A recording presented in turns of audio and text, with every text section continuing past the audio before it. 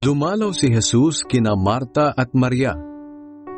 Nagpatuloy si Jesus at ang mga tagasunod niya sa paglalakbay at dumating sila sa isang nayon. May isang babae roon na ang pangalan ay Marta. Malugod niyang tinanggap sina Jesus sa kanyang tahanan. Si Marta ay may kapatid na ang pangalan ay Maria. Naupo si Maria sa paanan ng Panginoon at nakinig sa itinuturo niya.